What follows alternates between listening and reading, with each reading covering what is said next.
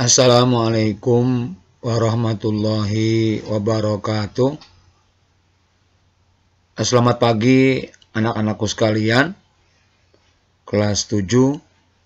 Alhamdulillah pada pagi hari ini kita dapat berjumpa kembali dalam pembelajaran jarak jauh atau belajar dari rumah. Anak sekalian, kesempatan pagi ini kita akan melanjutkan pokok bahasan masuknya agama Islam di Indonesia bagian yang kedua. Kemarin hari Rabu bagian pertama, sekarang Jumat bagian yang kedua. Anak-anak sekalian, sebelum kita mulai belajar, mari kita berdoa menurut agama dan percaya masing-masing. Berdoa, kita mulai.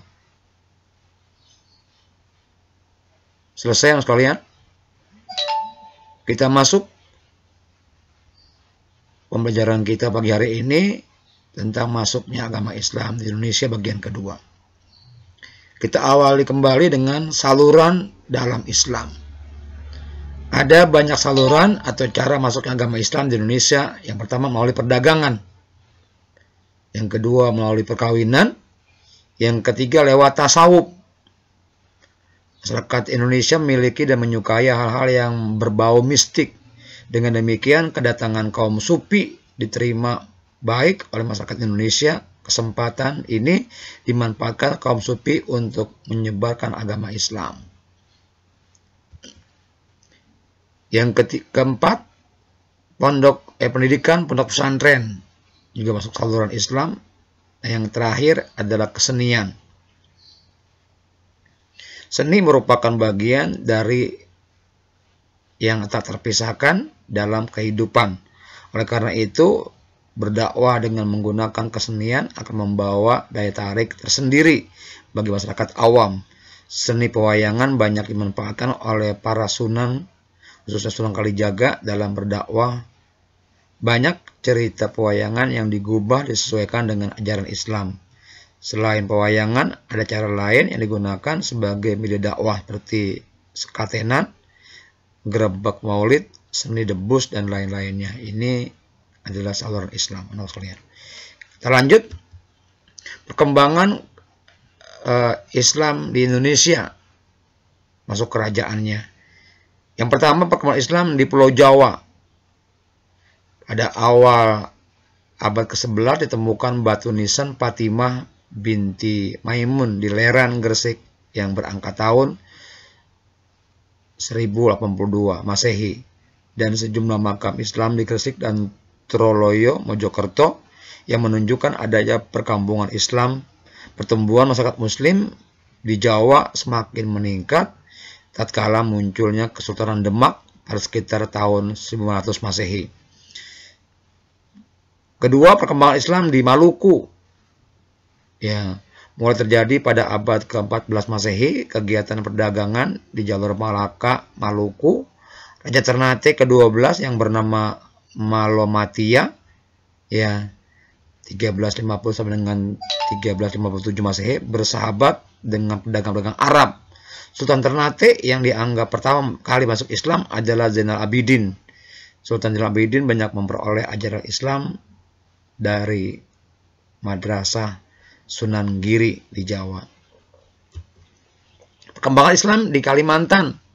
Kedatangan Islam di Kalimantan terjadi pada abad ke-16 Masehi. Terjadi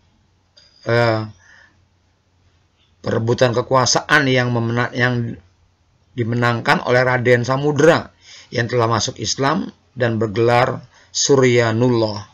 Masyarakat Kalimantan Timur banyak yang berpindah agama setelah datang dua orang mubalik Sumatera Barat, itu Datuk Ribandang dan Tuan Tunggang Parangan. Raja Mahkota, Raja Kutai dikabarkan meluk agama Islam setelah kesaktiannya dikalahkan oleh tokoh-tokoh Islam. Di Kalimantan Barat, Islam datang melalui Sukadana pada tahun 1950 Masehi yang dibawa oleh orang-orang Arab dari Palembang. Perkembangan Islam di Sulawesi. Islam dibawa oleh para pedagang yang tiba melalui Malaka, Sumatera, dan Jawa. Menurut Tom Spiers, pada awal abad ke-16 Masehi, Sulawesi terdapat 50 buah kerajaan yang masih menyembah berhala.